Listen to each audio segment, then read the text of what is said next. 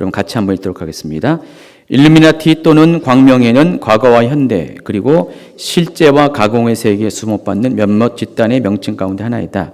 라틴어로 계몽하다 혹은 밝히다라는 뜻의 일루미나투스의 복수형이다. 역사상으로는 더 엄밀히 말하면 바이엘은 일루미나티라고 하며 계몽주의 시대인 1776년 5월 1일에 설립된 비밀결사이다. 오늘날에는 통상적으로 현대에 들어와 구체화하였거나 바이엘은 일루미나티가 지속하여 이른바 권력 뒤에 숨은 그림자 세력으로서 처음부터 끝까지 정부와 기업들의 정세를 살피며 세계를 지배하려 드는 음모 조직으로 이끌어지고 있다. 이런 맥락에서 일루미나티는 종종 신세계 질서를 언급할 때 언급되곤 한다. 많은 음모론자는 일루미나티가 신세계 질서의 확립을 위해 뒤에서 활동하는 주모자들이라고 믿는다. 굉장히 아주 객관적으로 이렇게 표현을 하고 있습니다. 자, 이 두산백과에서 보면은 여러분 이것만 보면은 일루미나티가 어떤 집단인가는 대충은 좀 이렇게 감을 잡겠지만은 보다 더 정확하게 설명을 들어야지 일루미나티가 어떤 집단인지 알 수가 있습니다.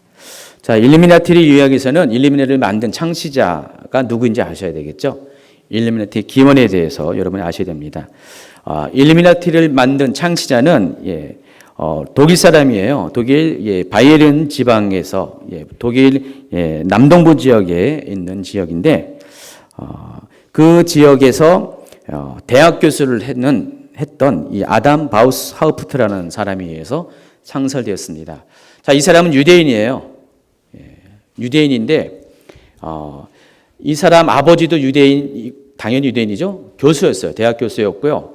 이 사람도 교수였습니다. 무려 25살 나이에 자기의 졸업한 모교인 잉골슈타트 대학에서 여기서는 종교철학이라고 얘기했는데 종교철학과 주임교수라고 했는데 그가 가리키는 과목은 교회법에 대해서 가리키는 그런 사람이었어요.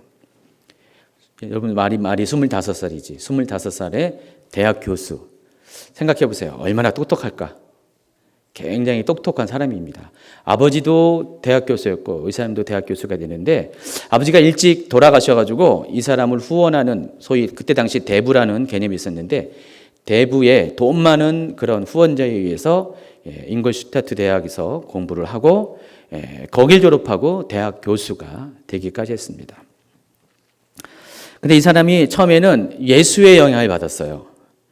당시만 해도 예수회가 많은 교육기관들을 세워가지고요. 교육기관을 통해서 예수의 사상을 계속 전파하고 있었어요. 그러니까 예수의 타깃은 인재들을 택하는 거였어요. 엘리트들을. 그래서 엘리트들을 택하려니까 당연히 교육기관을 만들었고요. 지금도 많은 예수회에서 만든 유명한 그런 교육기관들이 많이 있죠. 이미 몇백 년 전부터 예수회가 교육 사업에 아주 타깃을 놓고 자기 사람들을 그렇게 키워냈습니다. 그런데 이제 예수회가 지난번에 설명한 것처럼 유럽에서 여러 가지 문제들을 많이 일으키니까 여기저기서 쫓겨났습니다. 쫓겨나가지고 계속해서 이 나라 저 나라에서 거의 유럽 전역에서 불법 집단으로 이렇게 간주가 돼가지고 예수회가 쫓겨나는 바로 그 시기에 이 아담 바우스 하우프트가 예수회를 그 전에 알았고 영향을 받았고 그 예수회를 영향을 받은 것이 역시 대학 들어가서 그렇게 관련된 거죠. 그러다가 어느 순간에 예수회를 떠나게 됩니다. 그 이유가 뭐냐면은 바로 당시에 있었던 계몽주의 때문에 그래요. 이 계몽주의는 제가 계속 설명했던 신세계 질서랑 엇비슷한 그런 의미가 있어요. 신세계 질서가 뭐라고 했죠? 뉴 월드 오더라고 그랬는죠. 이 새로운 세상 질서인데 세계 질서인데 이 새로운 세계 질서가 무엇과 비교해서 새로운 세계 질서냐면은 올드가 있어야 되겠죠. 뉴에 반대되는 올드가 있는데 그것은 하나님이 세운 신본주의 질서가 바로 올드 월드 오더죠. 오래된 세계 질서죠. 근데 이것을 대체하는 뉴 월드 오더 새로운 세계 질서가 뭐일 것 같아요? 신본주의가 아닌 인본주의가 되죠. 그래서 이 인본주의 사상이 특별히 중세를 넘어가면서 계속해서 인본주의 사상이 조금씩 이렇게 주장되기 시작했다가 그것이 계몽주의에 이르러서 꽃을 피우게 됩니다. 그래서 계몽주의는 완전히 인본주의적인 사상에서 벗어나는 것이에요. 그래서 자유, 평등을 막 얘기하는 거예요. 자유가 어디로부터 자유인 것 같아요? 뭐 독재, 권력 자유입니까? 실은 근본적으로 따진다면은 신의 권력으로부터, 교회의 권력으로부터, 그래서 거기서 자유를 얻게 되는 것입니다. 그래서 그 프랑스 혁명이 계몽주의자들에 의해서 일어난 거죠. 계몽주의자들의 사상적인 영향을 받아서 일루미나티가 배후 조종해가지고 프리메이슨과 일루미나티가 배후 조종해서 그 민중혁명이라는 꼴로 일어났지만 실은 그것은 계획된 혁명이었습니다. 근데 그 프랑스 혁명의 모토가 세 가지입니다. 자유, 평등, 박애인데 이 모든 것이 사실은 인본주의의 부르짖음이에요. 그래서 인본주의의 모토가 바로 이 자유, 평등, 박애입니다. 우리는 굉장히 프랑스 혁명을 되게 그 역사에서는 좋은 의미로 많이 배워왔는데 인간성을 회복시킨다는 그런 의미도 있지만 실은 그 어떤 뒤에 있는 것들은 하나님을 배격하는, 하나님을 떠나는 것입니다. 그래서 그것들이 절실히 드러난 것이 프랑스 혁명 기간 동안에 종교, 특별히 기독교가 완전히 박해를 받았습니다. 오히려 다른 종교는 안 그랬는데 이 기독교에 대해서 심하게 박해가 있었고, 물론 당시 프랑스에 있는 로마 카톨릭 사제들에 대해서 집중적으로 공격이 있었는데 프랑스가 이제 로마 카톨릭이 그때 당시 득세했기 때문에 그래서 피해자가 대부분 90% 이상이 로마 카톨릭 사제였지만은 어쨌든 전체적인 면에서 보면은 그런 기독교 계통의 그런 종교가 많이 박해를 받았어요. 그래서 이때 당시에 이 프랑스 혁명의 배후 조종자가 일루미나티였다는 것을 지난 아마 강의 가운데 제가 잠시 언급을 했었을 것입니다. 어쨌든 그 일루미나티가 있기 전에 계몽주의가 있었고, 계몽주의에서 말하는 것이 바로 무신론이고요, 이성주의, 물질주의, 평등주의였습니다. 그래서 이 바우스하프트가 대학에 들어가면서 처음에는 예수의 영향을 받고 있었다가 점점 이 계몽주의의 영향을 받으면서 자연스럽게 예수회를 떠나게 됩니다. 그래서 계몽주의에 심취하게 되죠. 그러다가 72년도에 잉글슈케트 대학의 종교 철학과 주임 교수가 됐고, 이 사람이 워낙에 똑똑하니까 자기의 또 사상적인 그런 어떤 영향력이 있어요. 그러니까 사람들이 많이 제자들이 따르기 시작합니다. 많은 사람들이 이 바우스하프트의 영향력을 따르게 되고요. 그러다가 1974년도에 프리메이슨에 입단을 했습니다. 2년 동안 프리메이슨의 멤버가 돼 있었는데 그건 역시 이 바우스하프트를 만족시키지 못한 것 같아요. 예수회도 들어갔다가 나왔고 프리메이슨도 들어갔다가 나왔습니다. 2년 동안. 그러다가 이 74년도에 프리메이슨 들어가서 76년도에 프리메이슨 탈퇴했죠. 그 탈퇴하는 무렵에 이 사람이 당시 유럽의 대부호인 바로 로스차일드를 만납니다. 로스차일드가 누구예요? 역시 유대인이에요. 유대인입니다. 그래서 이때부터 그 시온주의 운동의 어떤 조그만 불꽃들이 막 일어나고 있었어요. 그러니까 당시에 유대인들이 유럽 사회에서 전부 다 박해를 받았잖아요. 그래서 좀 더 시간이 지나가면 유대인이라는 이유 때문에 차별을 받고 유대인이라는 이유 때문에 죽임을 당하는 일들이 19세기, 20세기에 계속 이어지잖아요. 근데 이미 18세기만 해도 유대인에 대한 차별은 이미 시작돼 있어요. 그러니까 유대인들은 유럽 사람에 의하면은 우리는 보통 더럽고 추한 것들을 3대 역종이라고 해서 안 하잖아요. 그래서 그런 것들을 하는 사람들을 굉장히 좀 이렇게 멸시까지 안 해도 좀 싫어하는 그런 경향이 있어요. 저와 여러분은 안 그러는데 일반적인 세상의 풍토가 당시에 3대 업종이 뭐일 것 같아요? 유럽 사회에서. 이런 더럽고 그렇고 어려운 위험스러운 그런 일보다도 그때 당시에 가장 이렇게 싫어하는 일들이 바로 돈놀이하고 막 그런 거 있잖아요. 대부업하고 이런 것들. 이런 것들을 지성인이 하는 일이 아니라고 생각을 했어요. 유럽 사람들은. 근데 그 일을 누가 했습니까? 유대인들이 했어요. 유대인들이 했기 때문에 유대인들은 자기가 그런 멸시를 받으면서 마치 예수님 당시의 세리처럼 그렇게 멸시를 받으면서 돈은 많았어요. 돈은 많다 보니까 그들이 자기가 갖고 있는 돈, 또 자기들 유대인들이 갖고 있는 독특한 네트워크, 그리고 또 두뇌, 이걸 이용해서 차별받는 유대인의 세상이 아닌 유대인의 세상을 지배하는 그런 세계를 만들고자 그런 꿈들을 꾸기 시작했다는 것입니다. 그게 이제 시온주의 운동으로 드러나 있고, 시온주의 운동은 바로 그 유대인의 그 나라를 회복하자는 거잖아요. 그래서 그 시온주의 운동이 되어지기 전에 바로 그 전 단계가 아담 바우스 하우프트 또 로스차일드 같은 사람이 그런 것들을 일을 시작하기에는 어떤 배경을 깔아주는 그런 역사적인 어떤 위치에 있게 되었어요.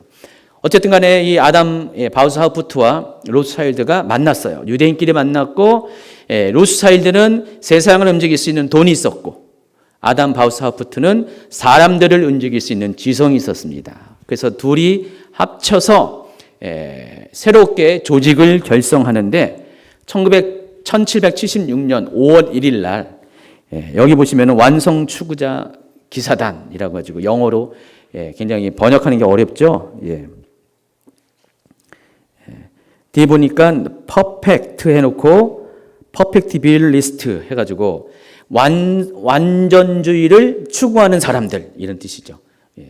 그래서 그런 사람들의 모임을 만드는데 그게 우리가 알고 있는 일루미나티라는 조직이라는 것입니다. 처음에는 5명이 시작했는데 대단히 빠른 속도로 확장이 돼서 1976년도에 이 일루미나티가 조직됐고, 3년 뒤에는 당시에 그 바바리안 지역, 바이에른주의 오늘날 독일의 바이에른주를 완전히 장악을 하게 됐습니다. 3년 만에 장악을 해서 많은 춘영자들이 따르게 됐습니다. 근데 그렇게 따를 수밖에 없는 이유가 이들이 주장하는, 이 일루미나티가 주장하는 내용들이 이미 당시의 사람들이 선호하는 계몽주의와 비슷했기 때문에, 사상적으로 일치한 것이 많았기 때문에, 그래서 사람들이 이 일루미나티라는 조직을, 계몽주의는 하나의 어떤 철학 사조라면은 일루미나티는 조직이잖아요. 이 조직 가운데 많이 들어오게 됐습니다. 그래서 이때 일루미나티에 들어간 사람들 중에서 유명한 사람이 괴테라는 사람 아시죠? 유명한 문학가, 모차르트, 슐러라는 이런 사람들이 당시 유명 인사들도 많이, 심지어는 바바리아의 왕조차도 이 일루미나티에 가입을 할 정도로 일루미나티가 이 바바리아 주에서 굉장히 득세를 했습니다. 독일입니다.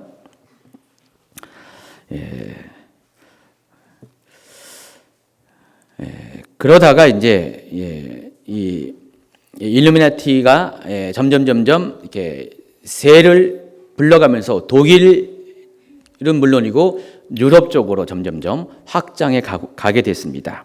자, 근데 일루미나티가 과연 조직에서 뭘 할까? 여러분 궁금하죠? 아까 말씀드렸던 것처럼 이 일루미나티 조직은 철학적인 비밀 단체예요. 그래서 주로 하는 것이 철학을 논하는 것이 일루미나티의 주로 하는 일입니다. 그래서 이들은 당시 로마 카톨릭에서 금서로 정한 책들이 있어요. 여러 책들, 여러 사상가들 책들, 또 고대 사상가, 뭐 플라톤 이런 사람들의 책들을 로마 카톨릭에서 못 읽게 했었어요. 당시에는요. 성경도 못 읽게 했지만은 이런 철학 서적을 못 읽게 했는데, 그런 책들을 골라서 읽기 시작합니다. 예전에 제가 이렇게 대학교 다닐 때 당시만 해도 그런 게 있었어요. 운동권 학생들이 많았잖아요. 제가 1984학번이에요. 84학번인데 운동들 많이 했어요. 그때 운동을 많이 했는데, 물론 이 운동이 어떤 운동인지 아시죠? 축구 이런 거 아니라는 거 아시죠? 데모를 말하는 것입니다. 이 운동을 많이 했는데 그때 당시에 대학교 학교마다 동아리들이 있었는데 철학 동아리, 무슨 동아리 이런 비슷한 게 있었어요. 그래서 거기서 하는 것이 뭐냐면은 당시 정부에서 읽지 말라고 하는 책들을 골라서 읽었어요. 그때 당시 뭐 난장이가 쌓아올린 작은 공 들어봤습니까? 영화로도 한번 했는데 우리들의 일그러진 영웅 해가지고 당시의 시대 상황을 비판하는 요즘 말로 말하면 좌파적인 책들이죠. 그런 책들이 전부 다 금서였었어요. 읽지 못하겠습니다. 읽다 걸리면 어떻게 되냐면은 끌려가가지고 공안에 끌려가가지고 치조를 받는 거예요. 근데 그럼에도 불구하고 대학생들이 모여가지고 엄청 읽었습니다. 그런 책들. 참고로 저는 안 읽었어요. 저는 안 읽었는데 저는 그때 관심이 없었고 오히려 그 교회에서 그런 교회 안에도 그런 것들 추구하는 우리 청년들이 있어가지고 교회 군대 제대하고 나니까 그런 청년들이 완전히 대학부를 장악해가지고 제가 뜻있는 몇 사람과 동지처럼 그런 교회 분위기를 바꾸려고 굉장히 애를 썼던 기억이 납니다. 결국 바꿔놨어요. 그러니까 그들이 다 나가버렸어요. 교회를 나갔는데 교회 안에도 굉장히 그런 좌파적인 분들이 굉장히 많았었어요. 그랬었는데 바로 그런 상황과 비슷한 것 같아요. 그래서 읽지 말라는 책만 골고루 읽습니다. 그러다 보니까 어떻게 됐어요? 공개적으로 하면 안 되죠. 숨어서 비밀스럽게 정체를 밝히지 않고. 그래서 당연히 일루미나티는 그런 환경적인 요인에 의해서 비밀 결사 조직으로 시작할 수밖에 없었다는 것이죠. 공개적으로 프리메이슨처럼 우리는 모든 사람들의 침묵과 우애를 도모하는 단체입니다라고 모집할 수가 없었던 거예요. 그런 식으로 공식적으로 활동을 할 수 없으니까 이 일루미나티는 그런 성향을 가진 사람들만 모여서 비밀스럽게 시작을 한 거예요. 이해하시겠죠? 그러니까 일루미나티는 처음부터 그런 이유로 비밀 조직으로 시작한 겁니다. 그런데 대부분의 사람들은 그것이 이제 학술적인, 철학적인 그런 모임으로 이해를 했는데 이 아담 바우스 하우프트는 생각이 좀 달랐습니다. 이 사람은 그런 어떤 학문적인 철학적인 어떤 목적만 있는 것이 아니라 이 사람에게는 정치적인 목적이 있었어요. 이 일루미나티를 자기가 원하는 비전이 있었어요. 정치적인 비전이 있었습니다. 자기가 원하는 세상을 만들고자 하는 그런 비전이 있었다는 것입니다. 그러니까 사람들에게는 드러내지 못했지만은 일부의 사람들만 알았던 그런 비밀스러운 비전이 있었는데 그게 바로 유대인에 의한 세상 정복. 실은 유대인을 초월해서 지난번에 얘기했지만 자칭 유대인들이죠. 유대라는 것은 껍데기고요. 유대인이라는 껍데기고 실제로는 세상을 지배하고자 하는 똑똑한 통치자들만이 세상을 지배하고자 하는 그리고 그 세상에는 하나님은 없고 오직 인간이 신이 되어서 세상을 지배하고자 하는 그런 어떤 욕심이 있었습니다.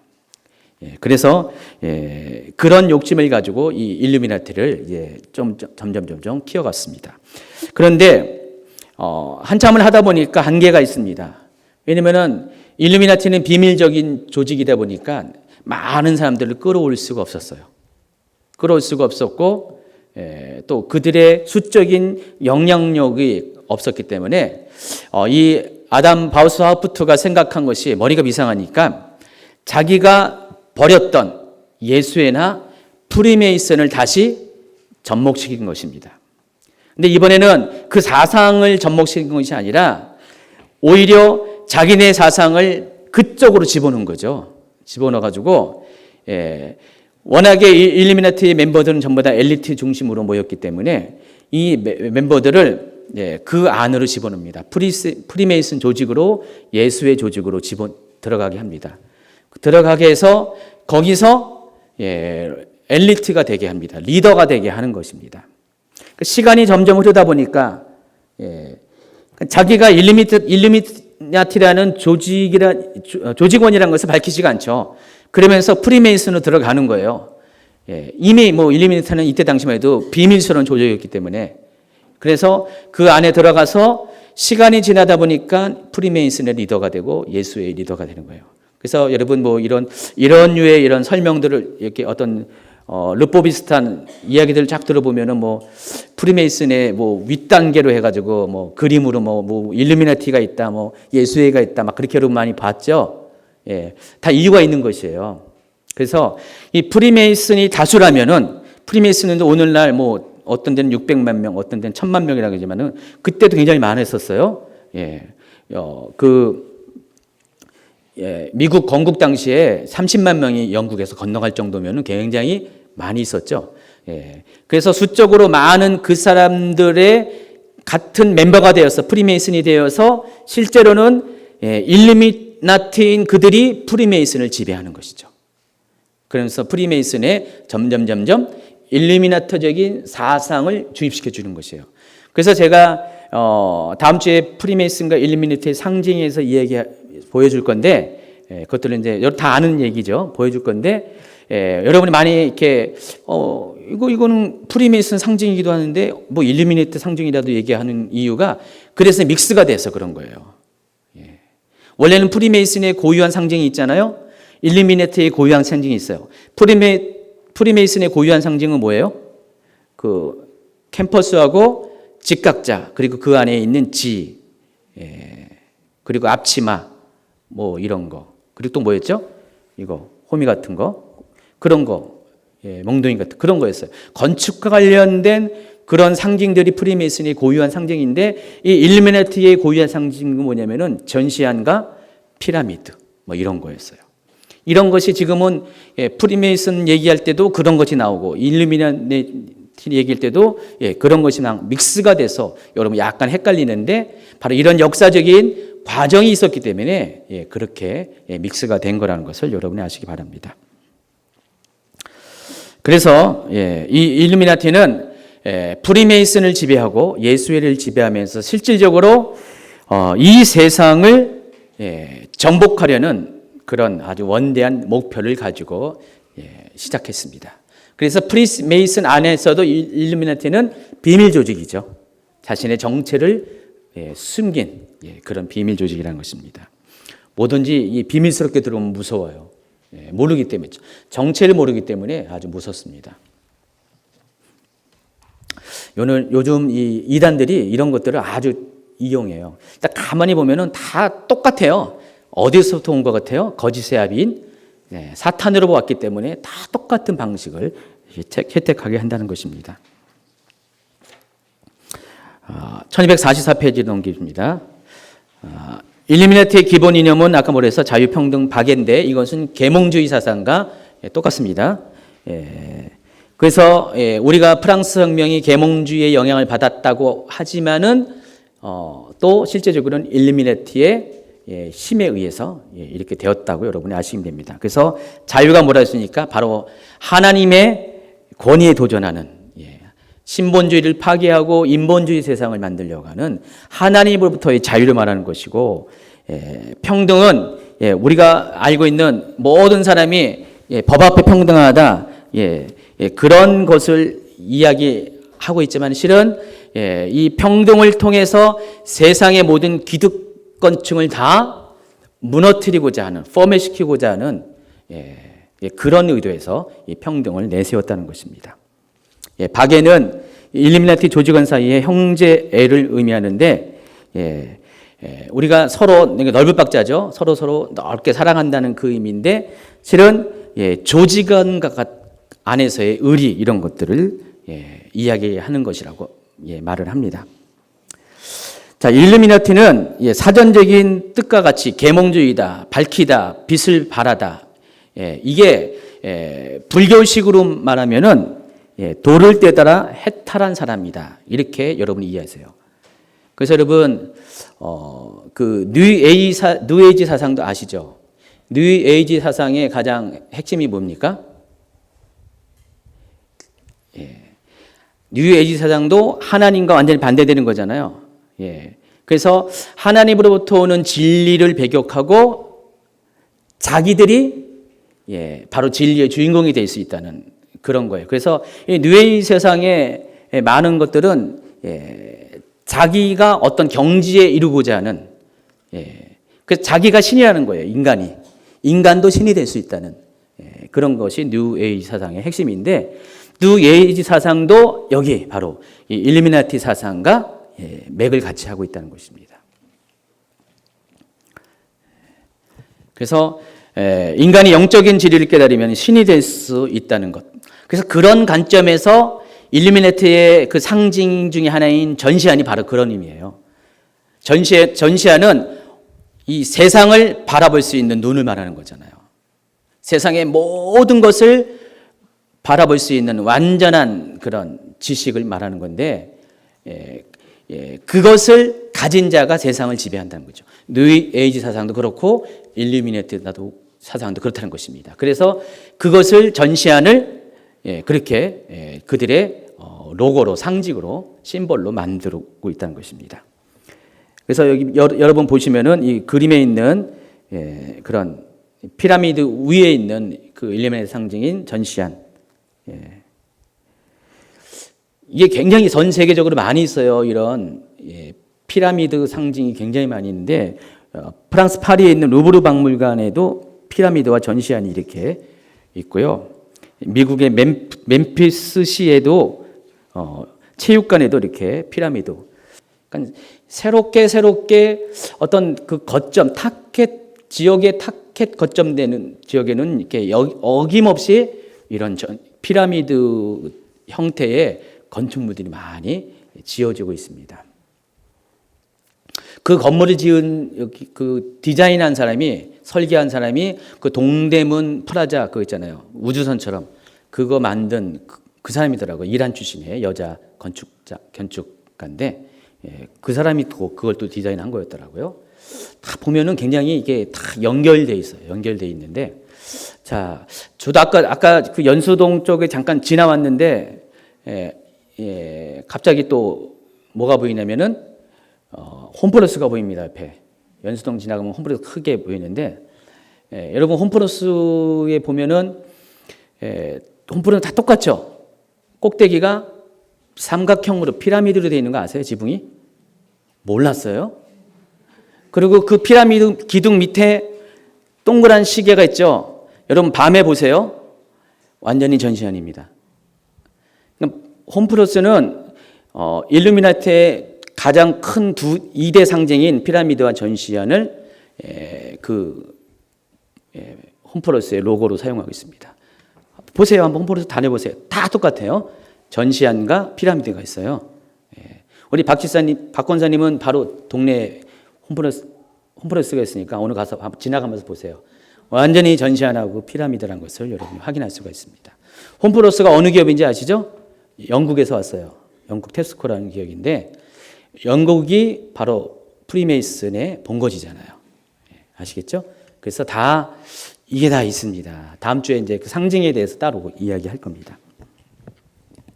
어쨌든 이 일루미나티는 이 아담 바우스하프트라는 사람의 어떤 사상적인 그런 전력, 예수회와 프리메이슨에 잠시 속해 있었던 사람이었고 이 사람이 자기의 사상적인 목적을 위해서 바로 예수회와 프리메이슨을 끌어들여서 그 조직 안에 자기들이 들어가서 그 조직을 점령함으로 인해서 결과적으로 이런 오늘날 영향을 끼치는 그런 방대한 조직으로 세상을 지배하는 그런 그림자 정부의 가장 핵심이 되었다는 것입니다.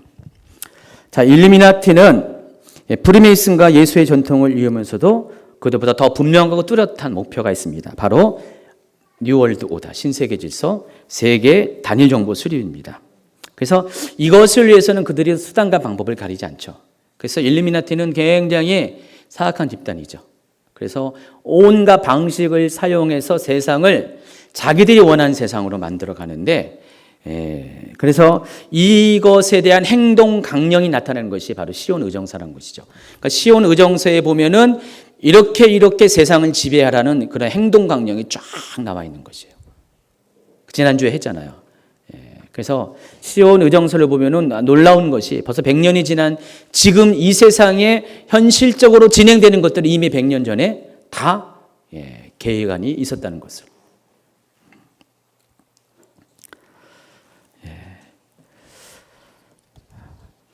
그래서 우리가 이 일루미나티를 쭉 얘기하면은 솔직히 여러분 지금까지 얘기하면은 그래 뭐 알고 있는 뭐 음모론이지. 목사님도 어떻게 많이 또 지난번에 누가 저 댓글 난 것처럼 주소 들으셨나 보다. 그렇게 뭐 이야기할 수가 있는데 지금부터 보여주는 이것들을 보면은 이 증거들을 보면은 이게 우연이 아니라는 것, 음모 수준이 아니라는 것을 여러분이 알 수가 있습니다. 1995년에 스티브 잭슨이라는 사람이 게임을 만드는 겁니다. 제가 우리 우섬 형제 목양실 가면은 서재에 보면은 이렇게 보면은 이 카드 게임이 있는데 그거 좀 갖고 와봐요. 스티브 잭슨이라는 사람이 1995년도에 일루미나티 음모 이론 게임이라는 새로운 게임을 만들었어요. 카드 게임을 만들었어요.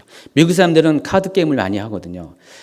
옛날에 보니까 애들 보니까 무슨 게임이 있던데 무슨 제가 아는 거는 저는 잘 몰라요. 들어만 봤는데 원카드. 우리가 뭐 이렇게 화투하는 것처럼 고스톱 하는 것처럼 미국 사람들은 포카 내지는 이렇게 좀 이렇게 애들들은 게임을 많이 하는데 그 카드 게임을 하나 만들었는데 총 480장으로 된 카드 게임이 있어요. 이름이 일루미나티예요. 일루미나티 음모 이론 게임. 그래서 그런 게임을 만들었어요. 처음에는 사람들이 이게 뭔가 했어요. 근데 그 내용은 그렇습니다.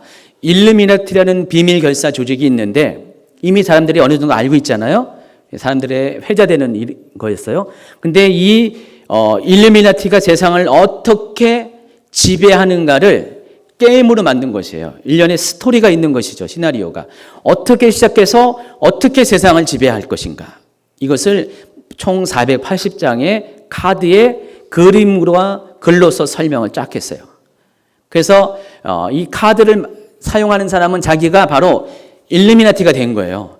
일루미나티가 되어서 세상을 이렇게 단계적으로 세상을 지배하겠다라는 것들이 반영된 게임이 바로 일루미나티 음모이론 게임이라는 것입니다. 선풍적인 인기를 끌었대요. 그때 당시에. 굉장히 사람들이 좋아했고요. 그래서 이것 때문에 아주 그냥 히트를 쳤어요. 돈을 많이 벌었어요. 근데 사람들이 놀란 것이 생겨게 됩니다. 95년까지만 해도 카드가 막 할 때는 뭐 재미있기 때문에 많이 팔리고 좋아했는데 그 이후에 세계적으로 일어나는 사건들을 보니까 다들 경악을 금할 수가 없는 거예요. 자기가 갖고 놀았던 이 카드 게임 내용 그대로 세상이 움직이는 거예요. 95년도에 만들어졌는데 그 이후에 지금까지 일어나는 세상의 주요한 사건들이 바로 그 카드 게임에 미리 다 이야기가 되어 있다는 거예요. 깜짝 놀란 거죠. 대단한 예언가죠. 스티브 잭슨이라는 사람이 노스트라다무스를 능가하는 대단한 예언가죠. 그래서 어떻게 돼요? CIA에서 난리가 났고요. 뭐 가지고 그냥 도대체 당신 어디서 어떤 정보를 가졌기 때문에 지금 일어나는 일들을 어떻게 이렇게 알고 있는가? 막 이렇게 불려가서 조사도 받고 글쎄요. 어떻게 되었다, 왜 그랬다라는 것은 이렇게 알려지지 않았어요. 자주간 그렇다라는 얘기만 결과만 보고되어 있습니다.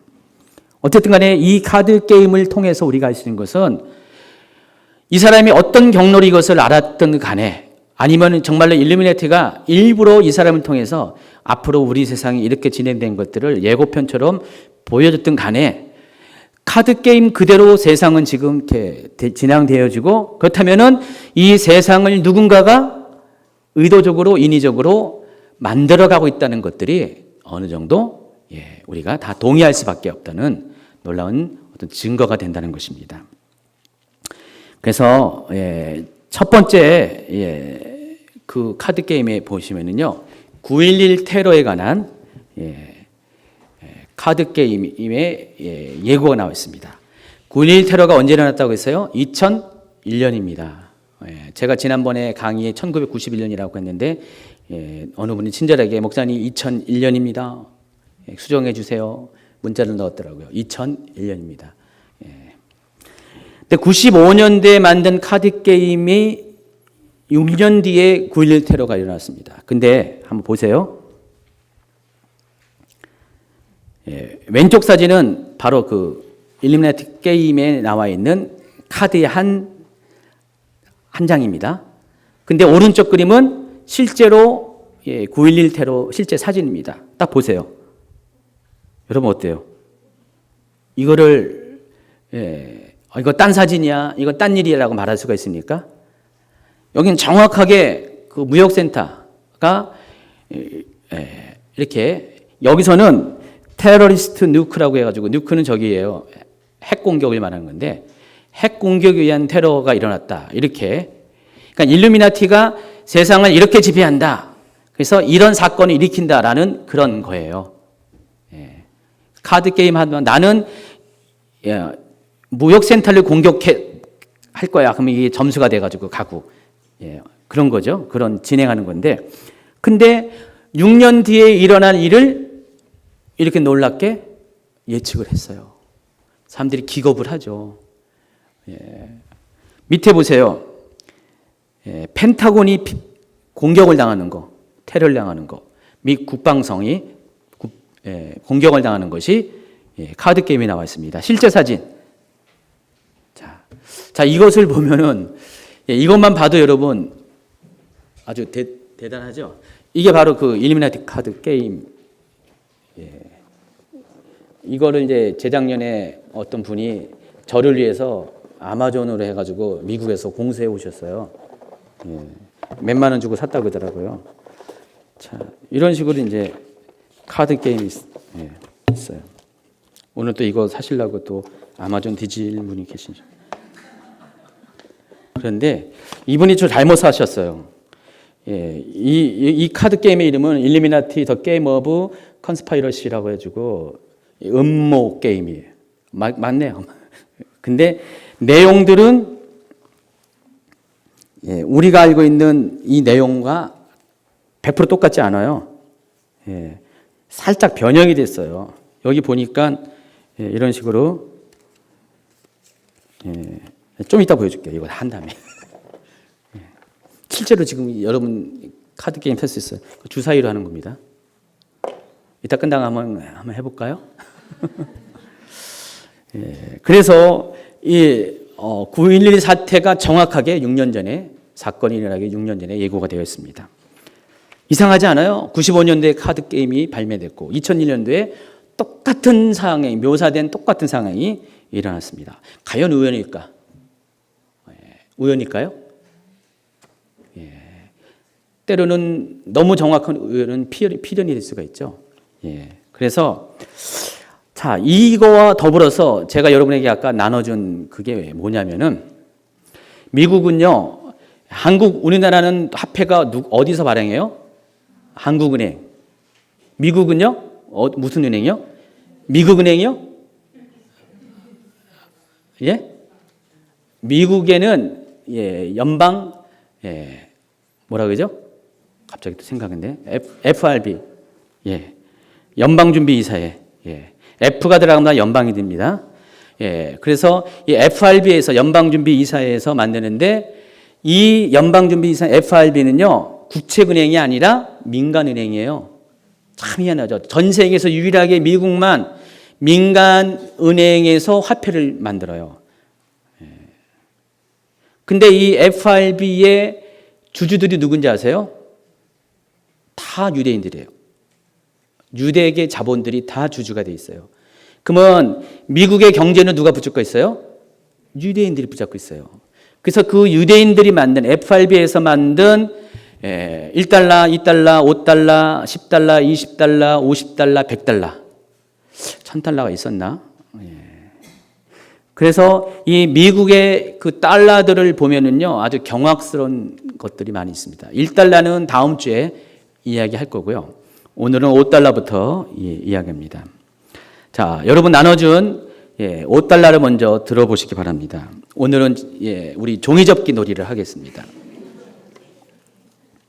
이 5달러를 보시면은요, 이 5달러의 뒷면 있죠?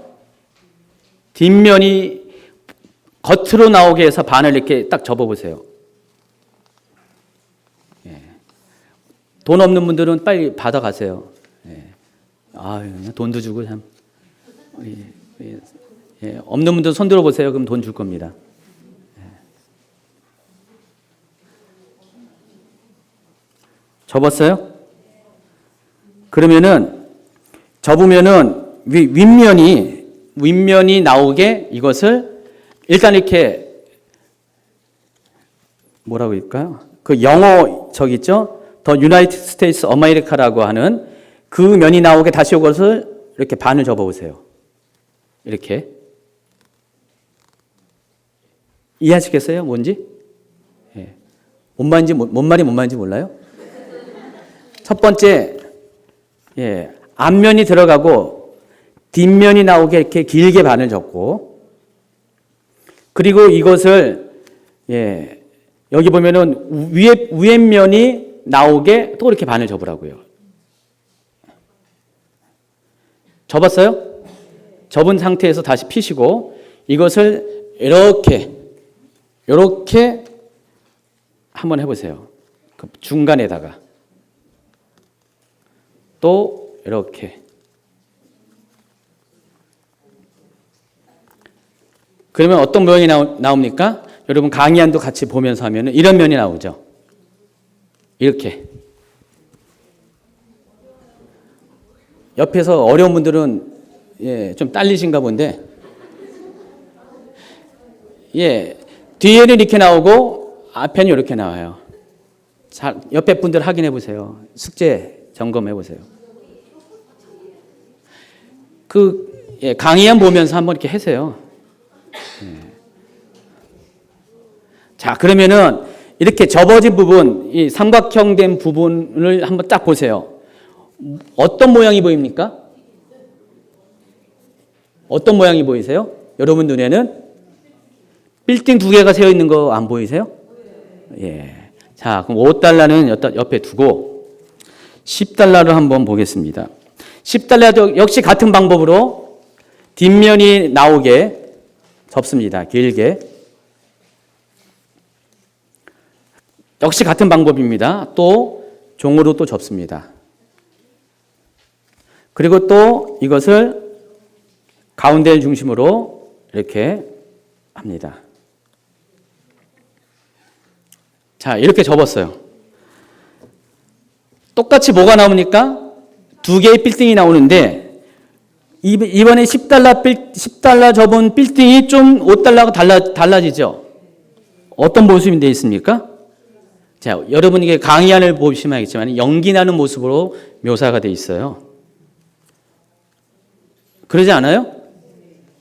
자, 그러면은 20달러. 김지민 전사님 원달러 아닙니다. 오늘은 5달러부터 시작합니다.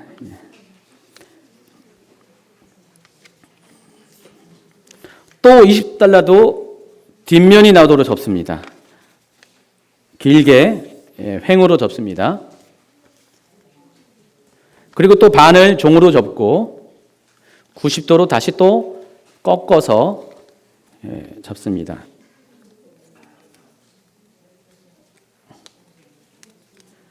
똑같이 또 건물이 나오죠? 근데 건물이 뭐가 달라요?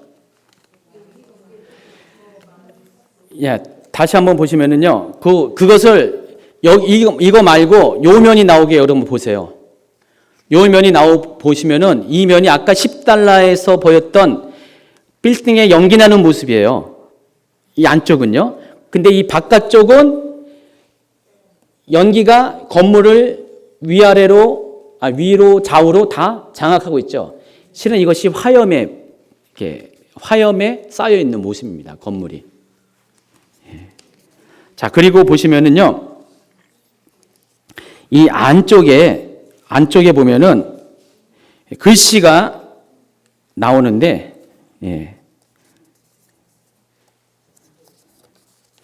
이것을 이제 다시 뒤집어 보세요. 뒤집어 보면은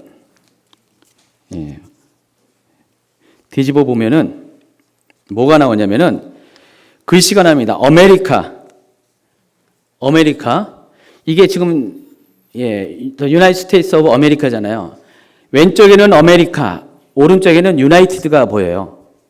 근데 여러분 9.11 당시에 두 개의 비행기가 9.11 여기 그 무역센터를 충돌시켰는데 그 두 개의 비행기의 그 항공사 이름이 뭔지 아세요? 예, 맞아요. 아메리카 에어라인, 유나이티드 에어라인. 두 개의 항공사가 붙었어요. 이것도 우연히 일일까요? 예. 미국에도 항공사가 굉장히 많이 있잖아요. 근데 많은 항공사 중에서 하필이면은 아메리카 에어라인, 유나이티드 에어라인. 이 두 항공사가 여기에 부딪혔는지 참, 예. 참 대단한 거죠. 예. 그리고 또 $50를 접습니다. 역시 같은 방법으로 접습니다. 이제는 이제 방법을 알았으니까 빠른 속도로 한번 접어봅시다.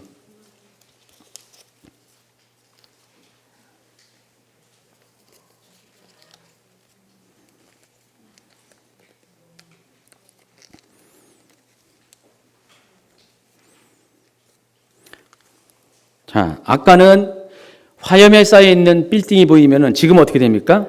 위에 있는 화염이 없어지면서 빌딩이 점점 내려앉고 있어요. 그렇게 안 보이세요? 예. 예. 그리고 이제 $100 똑같이 접습니다. 아, 이게 달러가 약간 바꿔놨어요. 지금 보니까 이런 얘기가 많이 나오니까 다시 $100가 나온 지 얼마 안 됐거든요. 몇 년? 새로 나온 거예요, 이거요. 새로 나온 이 $100에는요, 보니까 여러분 잘 비교해 보세요. 그 건물이 밑으로 더 올라와 있죠. 지금 옛날 구화폐하고 지금 화폐를 비교하면은 지금 새 화폐는 건물이 층이 올라갔어요, 많이. 모르세요? 그러다 보니까 이게 제대로 표현이 안 돼요. 제대로 표현이 안 되는데 원래 구화폐를 보면은 이렇게 여기 여러분 있는 것처럼 연기만 나오게 돼 있어요. 완전히 건물이 무너져 가지고 연기만 나오게 돼 있는데 이게 이제 최신의 이런 것들이 하니까 이제 싹 또 바꿔놨어요. 하여간 이런 식으로 $5, $10, $20, $50, $100가 전부 다 세계 무역센터가 가만히 서 있다가 피폭을 여기 테러를 당하고 연기가 나고 불에 타고 무너지고 완전히 건물은 무너진 잔해만 남는 연기만 올라가는 그런 식으로 진행되는 것들을 묘사해요. 여러분 화폐 단위가 커지면서 그것이 똑같이 연결돼 가지고 어떤 사건의 진행을 묘사하고 있다는 것입니다. 참 머리가 좋죠. 여러분이라면 이렇게 만들 수 있을까? 이게 우연적으로 이렇게 만들었다는 것은 있을 수가 없어요. 이게 의도하지 않고서는 이렇게 만들 수가 없는데 이것을 만드는 그 책임이 바로 유대인들, FRB가 만들기 때문에 충분히 자기들이 원하는 것으로 만들 수가 있어요. 대놓고는 만들 수 없겠죠. 그러나 이렇게 비밀스럽게 자기들만이 알 수 있는 그럴 거예요. 딱 만들어 놓고 사람들은 모르니까 같은 이 일미나키끼리는 자 이렇게 한번 접어봐. 딱 접어보니까 이렇게 나오잖아요. 앞으로 세계무역기구는 이렇게 될 거야. 세계 쌍둥이 빌딩은 이렇게 될 거야 하고 미리 자기들이 화폐 안에다가 집어넣은 거예요. 기가 막히죠. 놀랍죠. 또 있습니다. 1250페이지 보세요. 제가 나중에 옛날 $100짜리를 한번 구해볼게요. 제가 이거 갖고 있는 거로 만든 거거든요. 선교할 때 다 써버릴 수 없지만 지금은. 1250페이지 보시면은요, 뭐라고 써 있어요? 질병 통제센터라고 써 있어요. Center for Disease Control. 옆에는 에피데믹이라고 써 있는데 요거는 전염병, 유행병을 말합니다. 여러분, 세상에 요즘 들어서 이상한 질병도 유행병들이 많이 생기잖아요. 요즘 또 자카 바이러스 나오죠. 또 지카인가 자카인가? 지카. 예. 예. 연세가 드셨어요, 제가. 지카 바이러스. 그 전에 뭐가 있죠? 메르스. 그 전에 뭐가 있죠? 아니요, 그 전에 신종플루. 사스는 좀 더. 예. 듣도 보지 못했던 그런 질병들이 막 우리 세대 가운데 막 나타나고 있습니다. 물론 이렇게 이 바이러스들은 서로가 서로 합종 연행을 하는 것도 있어요. 유전학적으로 서로 이렇게 만나서 돌연변이를 일으키기도 막 그렇게 할 수도 있어요. 자, 그런데 이 신종플루인 경우는요, 아주 특이하게 돼지와 새와 인간의 유전자가 모두 합쳐진 독특한 특성을 갖고 있는 그런 바이러스입니다. 그래서 이 신종플루를 치료하는 치료제를 만든 호주의 의학자가 뭐라고 했냐면은 이걸 만들면서 이것은 자연적으로 이렇게 만들어질 수가 없다. 이것은 실험실에서 의도적으로 이렇게 하지 않는 한 이런 돼지와 조류와 인간이 만나서 생기는 이 돌연적인 바이러스가 있을 수가 없다. 여러분, 돼지와 조류와 인간이 서로 확률적으로 굉장히 어려운데 그것이 이 세 개체가 합쳐져 가지고 유전자가 거기서 뭔가를 이렇게 만나가지고 갑자기 이상한 돌연변이가 생긴 거예요. 그럴 확률이 자연 상태에서 있을 수가 없다는 거죠. 만약에 있었으면 이미 돼지와 조류와 인간은 아주 오래전부터 살고 있었는데 옛날부터 있어야 정상이잖아요. 근데 그것이 이제 최근 몇 년 전에 갑자기 이렇게 등장한 것이 사람이 의도적으로 만들지 않고서는 이럴 수가 없다라고 거기 이 치료제를 만든 권위 있는 의학자가 이렇게 이야기했다는 것입니다. 그래서 요즘 많은 사람들이 의심하는 것이 실험실에서 만들어지는 병원균이 있지 않냐. 그래서 이 아프리카 에볼라 같은 경우도요, 실험실에서 만들었지 않았나. 처음에는요, 그것에 대해서 치료제가 없어요. 근데 조금 지나면, 굉장히 공포 분위기잖아요. 조금 지나면은 치료제가 싹 나와 있어요. 굉장히 오래 걸릴 것 같은데 싹 슬며시 나와 있어요. 그래서 한간에 떠드는 말은 치료제를 이미 만들어 놓고 그것을 퍼뜨려서 일종의 그것을 테스트하는 그런 사람들이 있지 않는가. 그렇게 의심 아닌 의심을 사고 있습니다. 그래서 굉장히 개연성이 있는, 어떻게 보면 음모라고 얘기하지만은 너무나 이런 일이 요즘 빈번하기 때문에. 근데 이것이 어디에 예고가 되어 있다고요? 일루미나티 음모 이론 게임에 이렇게 예고가 되어 있는 거예요. 보세요. 질병 센터에서 컨트롤 해가지고 유행병을 만든다는 거예요. 앞으로 그런 세상. 질병관리센터에서 유전병을 만드는 그런 세상이 온다. 이것을 미리 1995년도에 예고했고 그 이후에 이런 일들이 계속 생기는 거예요. 2000년 들어가면서 쭉쭉쭉쭉 생겨나고 있습니다. 또 캠트레일이라고 들어봤습니까? 이 캠트레일은 컨트레일이라는 단어에서 유래된 건데, 이런 비행기가 공중에 싹 지나가면은요, 비행기의 배기가스가 뜨겁죠. 그리고 찬 공기가 만나서 그 배기가스가 순간적으로 응고가 되면서 하얀 수증기가 발생하죠. 온도 차이 때문에 그런 거예요. 근데 일반적인 이 컨트레일은요, 몇 초 내지 몇 분 지나면은 그 연기가 싹 없어진대요. 그냥 대기 속에 싹 흡수돼 가지고요, 없어지는데 언젠가부터 몇십 분, 몇 시간, 아주 긴 시간 동안 그런 것들이 없어지지 않고 계속해서 조금씩 번져나가는 그런 이상한 현상들이 발견되는 거예요. 그래서 그걸 가리켜서 컨트레일에 따와서 캠트레일로 했는데, 그 캠이 뭐냐면은 케미컬, 화학에서 그 앞에 자를 딴 거예요.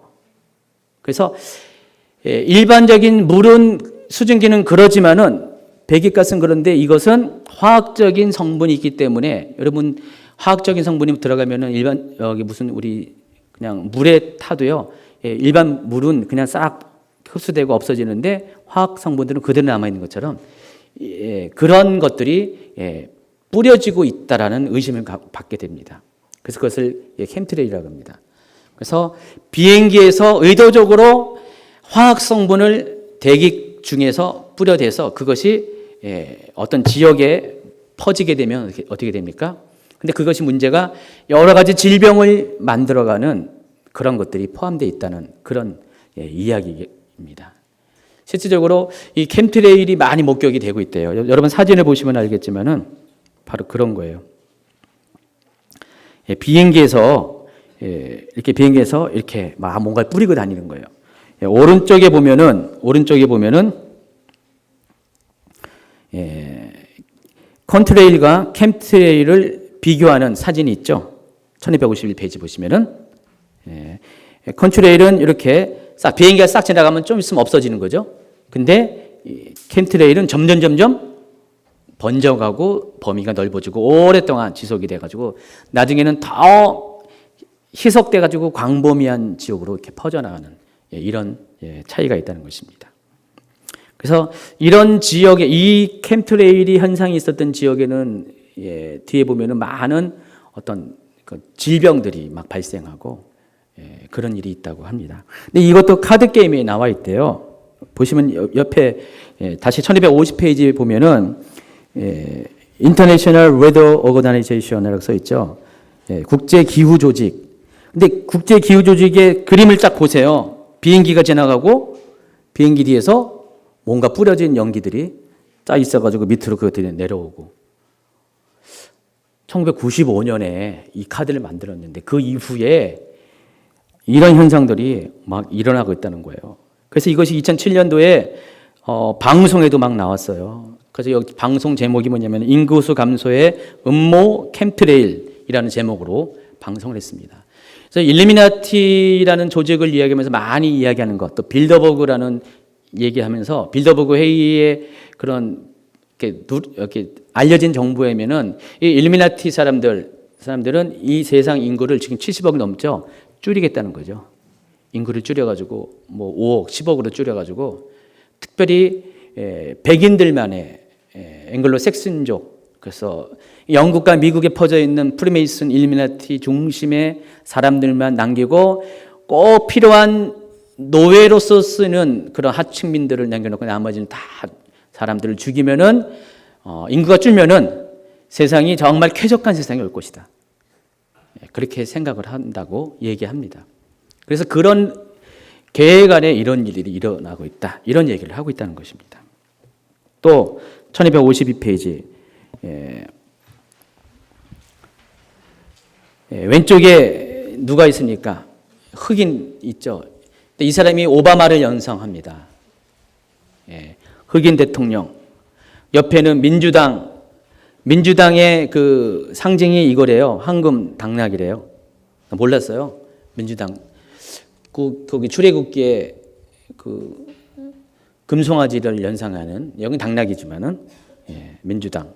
그리고 빌 클린턴, 힐러리 클린턴. 이 사람들에 대해서 쭉 나와 있었어요. 그래서 95년도에 클린턴이 가장 미국 사회에서 인기 있는 사람 중에 하나였는데 개목걸이를 하고 있어요. 개목걸이를 누가 갖고 있어요? 힐러리가. 그리고 나서 3년 뒤에 클린턴의 유명한 그 섹스 스캔들이 벌어졌대요. 섹스 스캔들이 벌어지면서 그걸 누가 봉합했냐면은 힐러리가 봉합한 거죠. 다 용서하고 다 이렇게 덮어주고 변호가 되고. 근데 그때부터 이제 클린턴은 개털이 돼서 힐러리에서 이렇게 목줄이 잡혀 있는 개가 됐다. 이거를 95년도에 예고를 했는데 98년도에 실제로 그런 사건이 벌어졌다는 것이죠. 또 밑에 보면은 뱅크 머저, 은행이 합병되고 또 옆에 보는 통화를 환투기 하는 거, 이런 일들. 자, 1997년도에 IMF 사건이 터졌죠. 우리나라. 우리나라만 그렇습니까? 주변에 동남아시아 많이 터졌고요. 또 2000년대에서도 또 이런 금융 대란이 일어나죠. 이런 일들이 계속해서 일어나고 있어요. 그러니까 누군가가 이것을 조작하고 있는 거죠.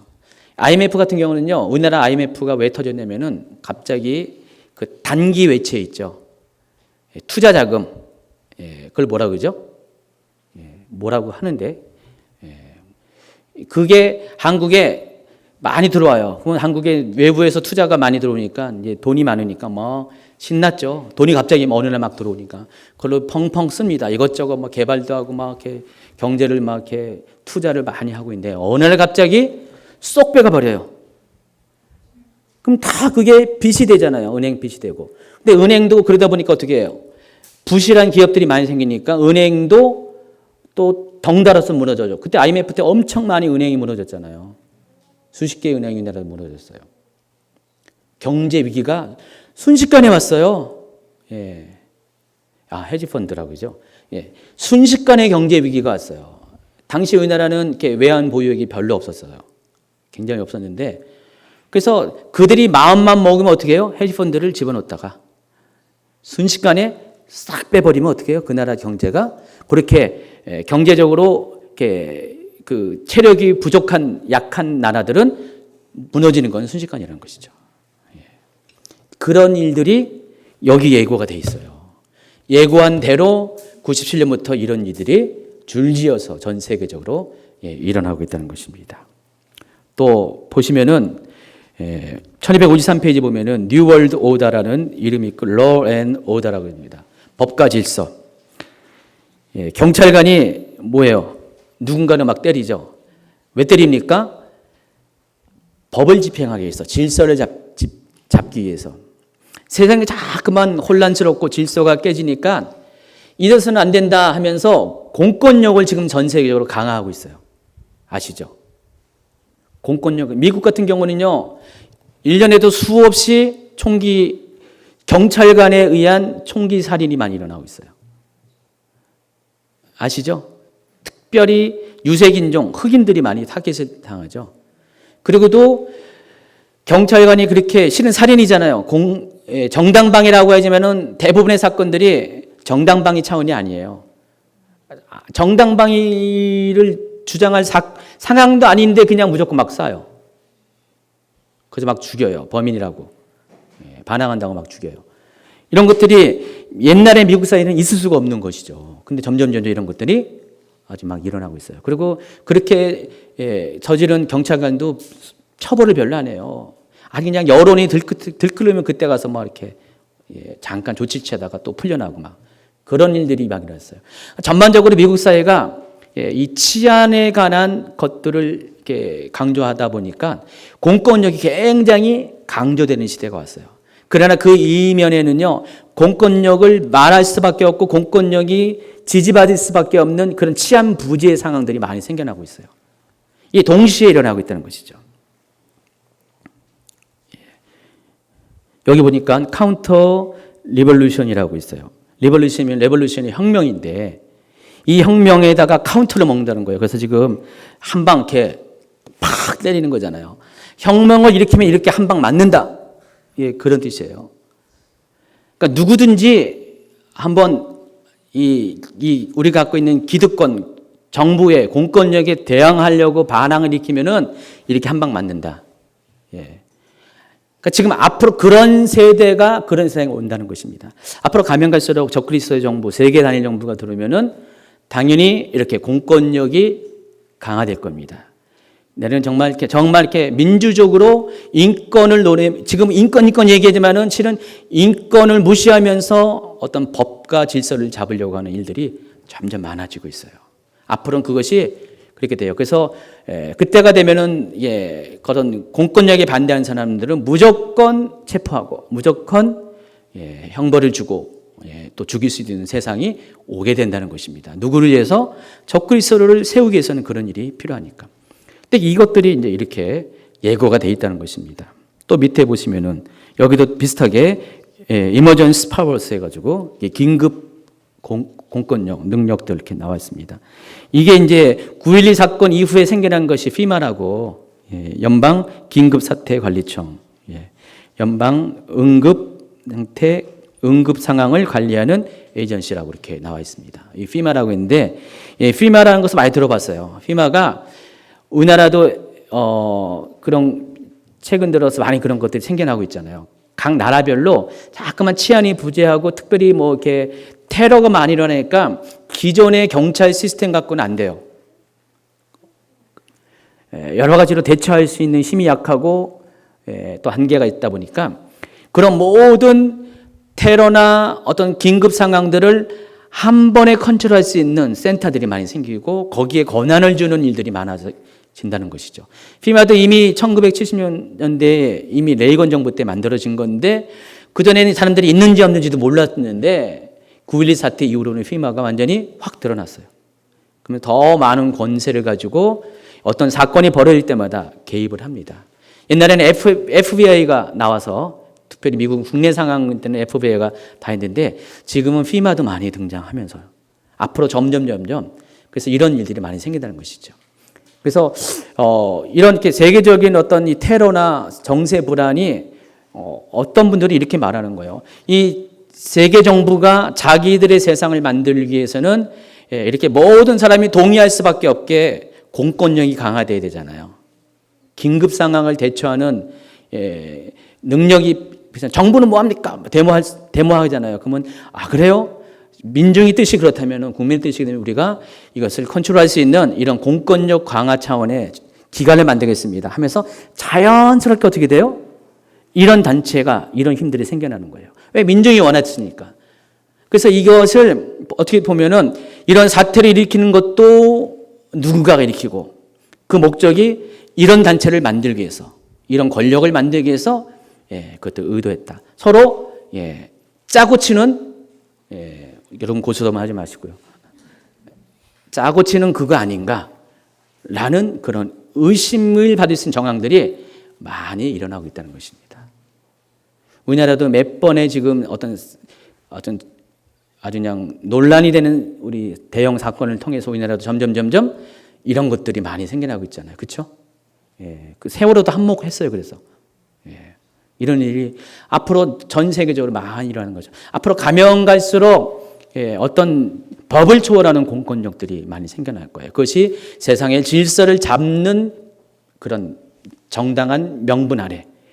그래서 IS 뭐 이런 것들도요, 뭐 이슬람 테러 이런 것들도 어떤 분들은 이런 무리들이 막 이렇게 조장하고 있는 것이 아닌가 그런 얘기다. 물론 그 당사자들은 잘 모르지만 그런 환경들을 자꾸만 그렇게 만들어가서 세계적으로 이제는 당위성을 확보하려고 하는 노력들을 하지 않는가 그런 얘기를 하고 있다는 것입니다.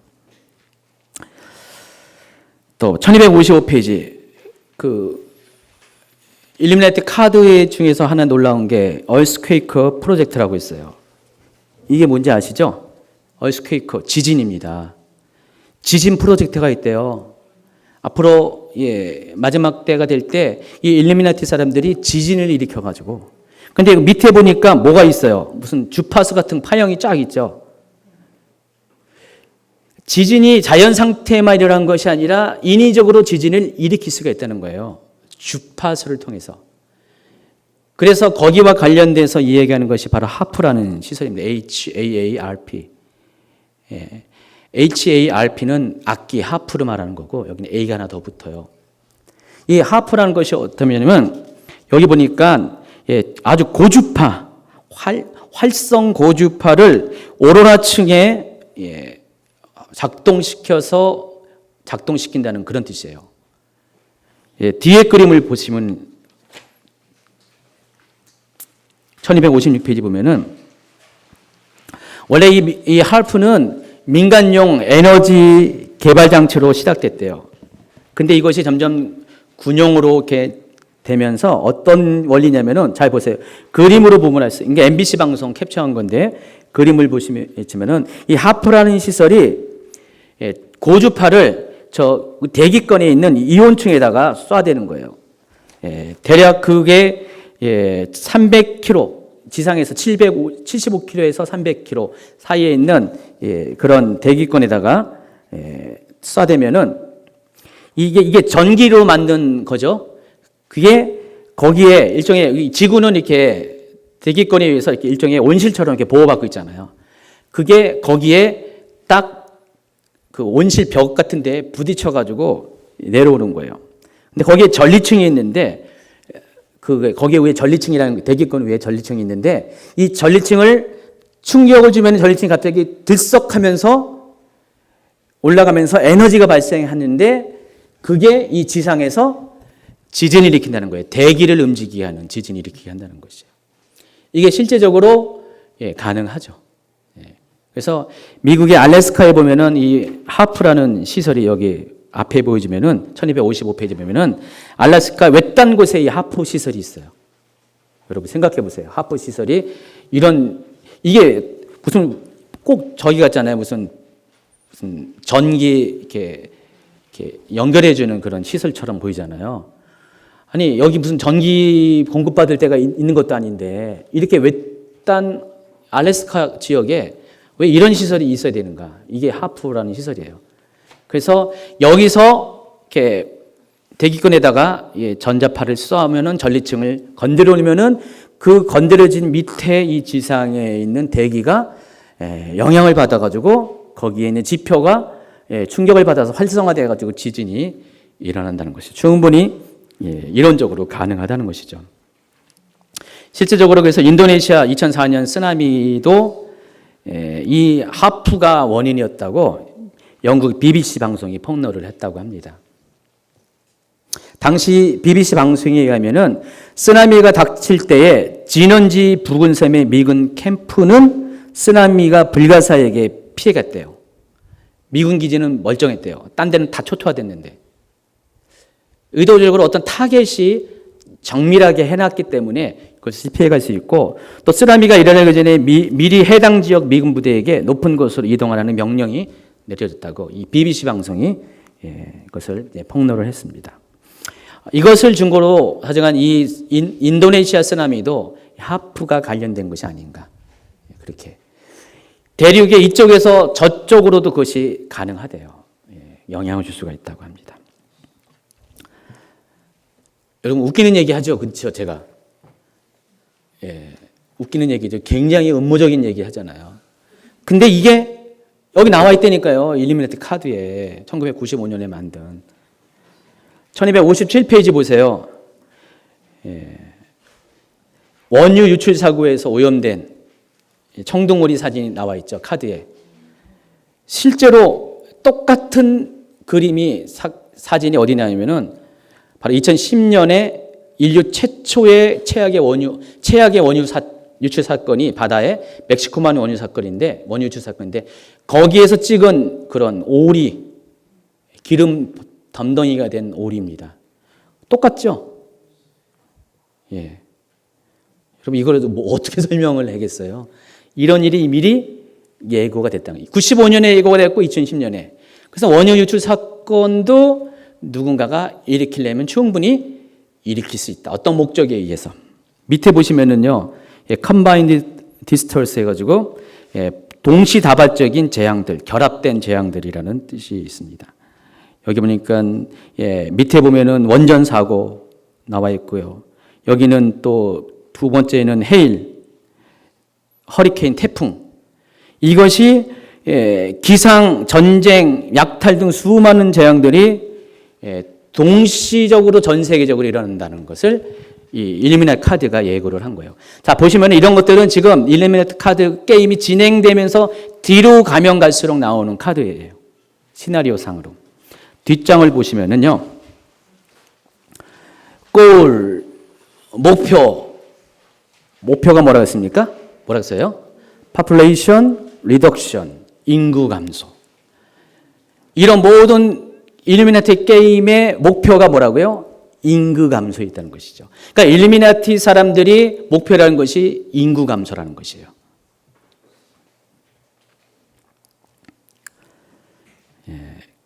또 옆에 보시면은 뉴월드 단두대.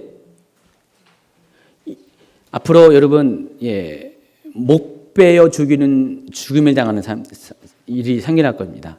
이미 이것도 계시록에 나와 있죠. 13장 15절. 또 짐승의 우상에게 경배하지 아닌 자는 몇이든지 다 죽이게 하리라 해놓고 20장 4절에 예수를 증언함과 하나님 말씀 때문에 목배임을 당한 자들의 영혼들. 나중에 환란 시대가 되면은 이렇게 목배임을 당한 사람들이. 그래서 이 단두대가 어디에 있냐면 바로 피마 캠프에 지금 많이 준비했대요. 3만 개가 준비했대요. 관도 준비된 거 아시죠? 예. 그리고 더 이제 카드 게임이 진행되면은 뭐가 나왔습니까? Tape runs out. 테이프가 이제 끝났다.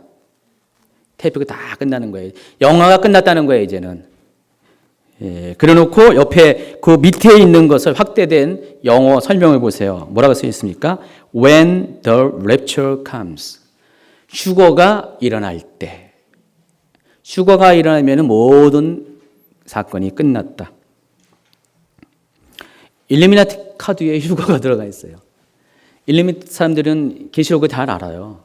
휴거가 일어날 것을 알아요. 왜냐하면 적그리스도가 언제 옵니까? 바로 휴거 때에 오잖아요. 일단은 이 일루미나티 카드 게임을 만든 사람들은 환란 전 휴거설에 맞춰서 시나리오를 이렇게 만들었어요. 그래서 환란이 적그리스도가 오기 전에 휴거가 일어난다는 그런 기본적인 어떤 그 시리즈 여기 시나리오에 맞춰서 적그리스도가 오기 전에 뭐가 일어난다고요? 휴거가 일어난다. 이렇게 카드 게임에 이렇게 놓은 거예요. 휴거가 일어난 다음에 보세요. 14페이지 아니에요. 1260페이지 14번. 또 카드가 하나 있어요. 메시아. 우리가 알고 있는 그 예수님 그리스도가 아니라 여기서 말하는 메시아가 누군지 아시죠? 적그리스도예요. 예. 적그리스도가 오는 세상을 일루미나티는 꿈꾸는 거예요. 또 옆에 보세요. New World Order 해놓고 World War III 세계 제3차 대전. 제3차 대전까지 예고를 하고 있어요. 그러니까 메시아가 온 다음에 그러니까 이들이 말하는 적그리스도 메시아가 온 다음에 어떻게 돼요? 이제는 세상이 완전히 적그리스도 세상이 된 다음에 진짜 메시아이신 진짜 그리스도이신 누가 오세요? 예수님이 지상재림하죠. 계시록 19장에. 그때 제3차 세계대전이 일어난 거예요. 그래서 적그리스도의 군대와 그리스도의 군대가 전쟁을 벌인 게 그 19장 중반 이후에 나와 있습니다. 후반부에.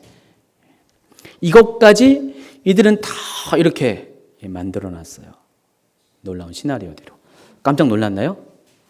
그런 것들이 이 카드 게임에 여기는 보니까 다는 안 나왔는데 일부가 여기 다 있어요. 그리고 많이 좀 우리가 여기서 본 것도 핵심적인 것들이 많이 빠져 있어요. 여기도 뭔가 좀 이렇게 변형을 시켜놨네요. 핵심적인 것들은 거의 빠져나갔어요. 다 빠져나가고 새로운 카드로 많이 대체해 놓은 것 같아요. 그래서 우리가 이런 것만 봐더라도 일루미나티가 결코 허구의 단체가 아니라는 것을 여러분이 좀 깨닫기 바랍니다. 이건 음모가 아니에요. 음모가 아니라 많은 증거들이 있어요. 이런 얘기해도 이거 갖고 안 믿더라고요. 안 믿고 뭐 이것도 누군가 또 아주 거명하게 꾸며낸 어떤 음모 이론이다라고 얘기하는데 글쎄요. 음모라면은 음모 이론이면은 우연이 있을 수가 있지만 이렇게 많은 우연이 있을 수는 없죠. 그렇죠? 이렇게 증거들이 있을 수가 없잖아요. 이게 누군가가 미리 세상을 자기들의 청사진에 맞춰서 만들어가고 있다는 것. 그럼 하나님은 뭐 할까? 하나님은 도대체 잠자고 계신 겁니까? 이걸 가만 놔둡니까? 하나님은 무능한 것입니까? 여러분 말할 수가 있어요. 하나님은 뭐 할까요? 지켜보고 계세요, 지금. 창세기 15장에도 보면 그 가나안 땅에 이 땅의 제약이 관영할 때까지 하나님은 지켰다가 이 땅의 제약이 관영해지면은 꽉 차오르면은 하나님이 그들을 심판하기 위해서 이스라엘 백성을 애굽 땅에서 불러내잖아요. 그들을 징치하는 것처럼 하나님은 그때까지 기다려요. 왜냐하면은 먼저 적그리스도가 와야지 예수님이 오시기 때문에 예수님이 이 세상을 심판할 근거가 이 세상의 죄악이 관영이 돼야 되기 때문에 꽉 차야 될 때까지 그래서 하나님은 아시면서도 순간순간 개입하시지만은 모든 전체적인 시나리오가 그들에 의해서 흘러가는 것들에 대해서 허용을 하신다는 것입니다. 그러나 그럼에도 불구하고 개인적으로 여러분 삶 가운데는 다 관여하세요. 근데 전체적인 세상의 흐름에 대해서는 하나님도 섭리 가운데 허용을 하세요. 그러나 사람들은 몰라요. 이 사람들은 이 일루미나티나 이런 세계 그림자 정부 사람들은 세상에 자기 뜻대로 가는 줄 알고 착각을 하고 있어요. 이 테이프 게임대로 되는 줄 알고 착각을 하고 있는데 하나님이 몰라서 그런 것이 아니라 알면서도 지금 기다려주시는 것입니다. 여러분이 잘나셨죠? 멋있게 잘났잖아요. 다 잘났나, 그렇죠? 근데 여러분 계획대로 다 하고 있어서 잘 되고 있잖아요. 나는 뭐 이거 해도 잘해도 저거 해도 잘해. 그냥 뒤로 넘어져도 잘 되고 뭐 그냥 다 잘 된다고 분이 있죠. 다 하나님이 다 하나님의 때에 뭔가를 일으키기 위해서 기다리고 계시는 것이에요. 그거 잘 되는 거 어느 순간에 다 무너집니다. 이 적그리스의 나라는 잠깐 아주 잠깐 권세를 잡아요. 잠깐 동안 3년 반, 길게는 7년인데 그 잠깐의 권세를 잡은 것으로 자기가 세상의 왕이 됐다. 하나님처럼 됐다고 우쭐하는 그때 주님이 오셔서 그들을 심판하시는 것처럼 하나님은 여러분의 삶 가운데도 똑같이 그런 자들을, 그런 사람들을 그렇게 심판합니다. 또 이런 이야기들을 여러분 가족들한테도 좀 얘기해 주세요. 아, 이렇게 세상이 이렇게 돌아가고 있다. 설명이 안 되면은 유튜브를 봐라 하면서 이것들을 가져간 것들을 한번 보여주면서 증거들을 보여주면서 세상이 이런다는 것들을 알려주시기 바랍니다.